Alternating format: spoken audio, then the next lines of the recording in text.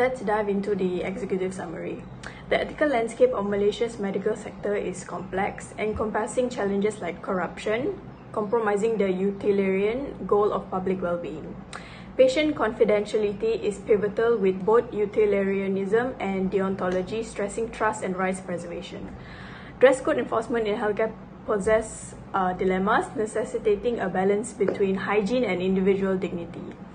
And additionally, sexual harassment demands a right-centric approach, emphasizing institution accountability, policy clarity, and stringent ethical adherence to safeguard vulnerable individuals. So next is issue summary. For our first issue is corruption in healthcare. Corruption is a significant challenge in Malaysia's medical sector. And the second one is patient confidentiality. Patients expect privacy and confidentiality from healthcare providers. And the next one is enforcement of dress code. Dress code enforcement in healthcare setting raises ethical dilemmas. And lastly is sexual harassment in healthcare. Sexual harassment is a pervasive issue demanding a rights-based ethical approach.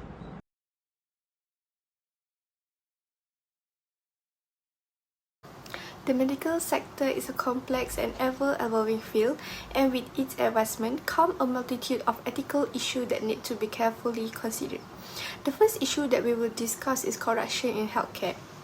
The Malaysian Anti-Corruption Commission (MACC) describes corruption as an act of providing or accepting any gratifications or returns in the forms of money or similar valuable benefit for completing an undertaking concerning his or her employments.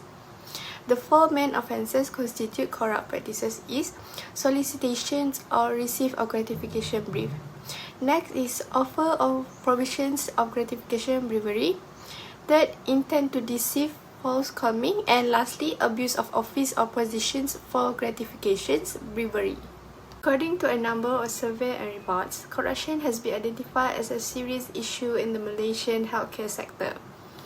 In 2019, Transparency International conducted a survey which revealed that 53% of Malaysians consider corruption to have become a big issue in the healthcare industry.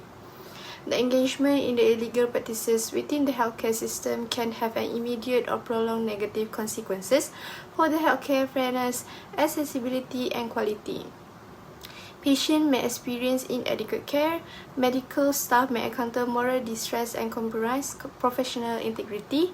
The entire healthcare system may suffer from a loss of public confidence and a decline in overall efficiency. In the current legal proceeding within the Session Court, two former senior officers of a private hospital have been formally charged with offences related to corruption on September 2022.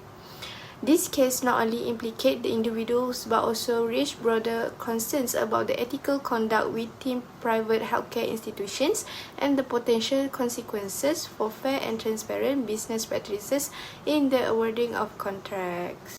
Analyzing this unethical behavior through the perspective of ethical theory can provide valuable insight into the underlying motivation and potential consequences of such behavior. Applying utilitarianism to corruption in the Malaysian medical sector involves a detailed analysis of how corrupt practices impact various aspects of well-being and societal welfare. For example, corruption fosters inefficient allocation of medical resources. Consequently, this misallocation, often facilitated by corruption, clearly violates the utilitarian principle by prioritizing individual interests over public well-being.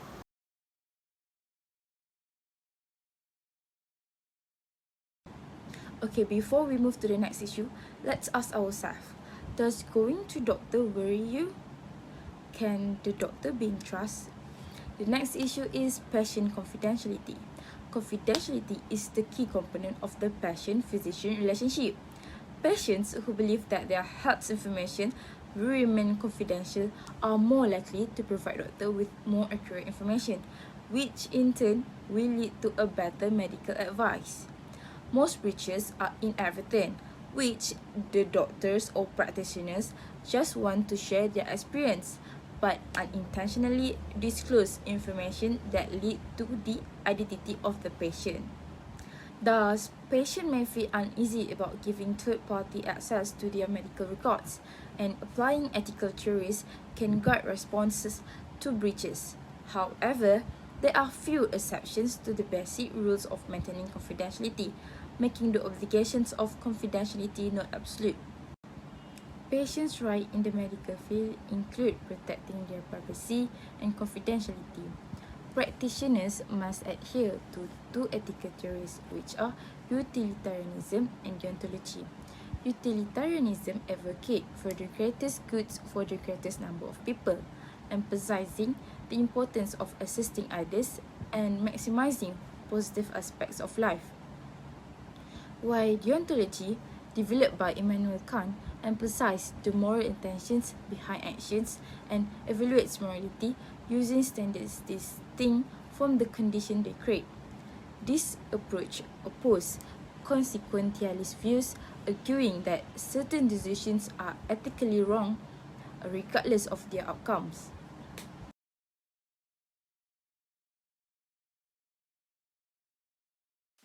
We're going to be talking about an enforcement of dress code in health center. Recently, I've came across an article about this topic. It happened in Sungai Buloh, where a visitor came to visit her father, who is a patient, and she was wearing short pants. So the hospital guard gave her a sarung to wear over her short pants because it violated the dress code of the hospital. But after reviewing the CCTV camera in the hospital, they found out that the guard only confronted her, but let go in where guys were wearing short pants and also slippers. So the guard just let them go, which is also a breach of dress code. But he just let them go. The incident in Sungai Buloh brings the forefront potential concern related to consistency, clarity, fairness, and necessity of such policy. This issue of consistency in applying the dress code is significant. If certain individuals are singled out while others with similar attire are allowed access without inspection, it introduces an element of unfairness and potentially undermines the credibility of dress code policy. The lack of justification of this dress code enforcement adds to the concerns as well.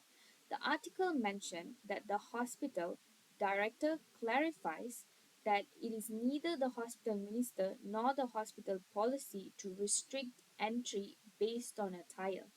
This discrepancy raises questions about communication between hospital management and security personnel and emphasizes the importance of a unified and clearly communicated policy.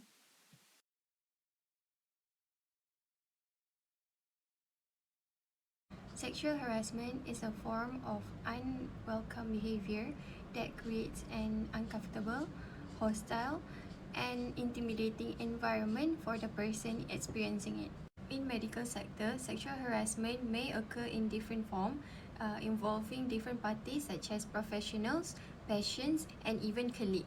For example, patient and professional interaction, making inappropriate comments or advances from patient towards healthcare professionals, or unwanted touching or gestures during medical examination. Based on the real life incident example on the slide, it is clear that addressing sexual harassment in the medical sector is crucial to ensure a safe and respectful healthcare environment.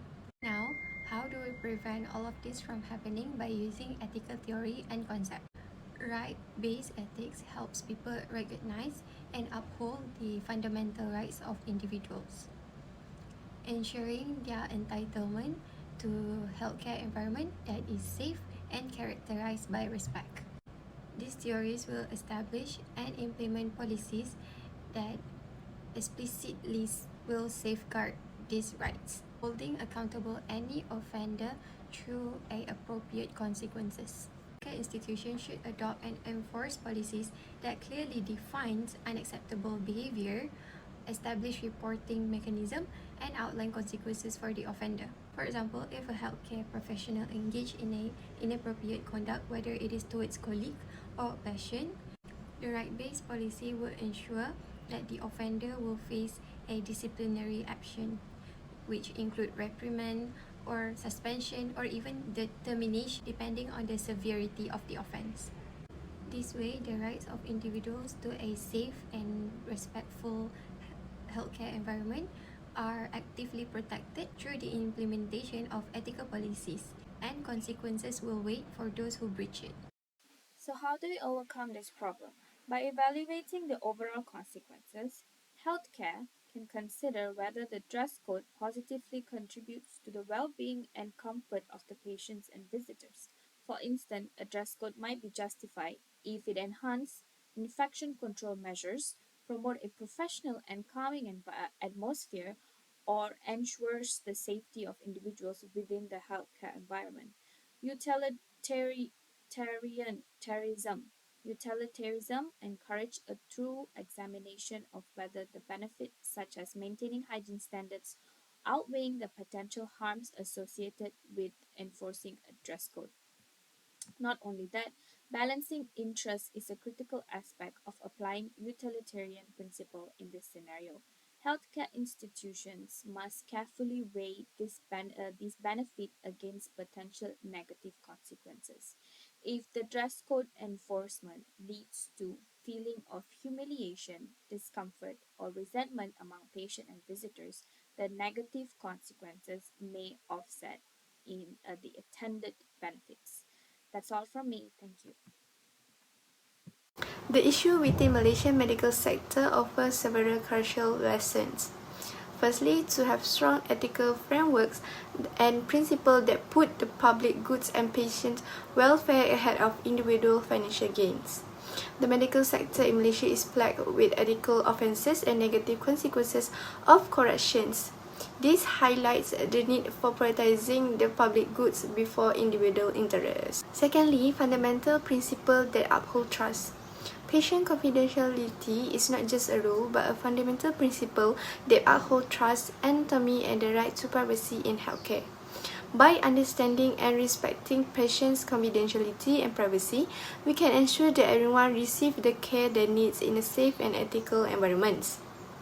Third, the prevalence of sexual harassment in Malaysia's medical sector highlight the need for stringent preventive measures and clear ethical guidelines.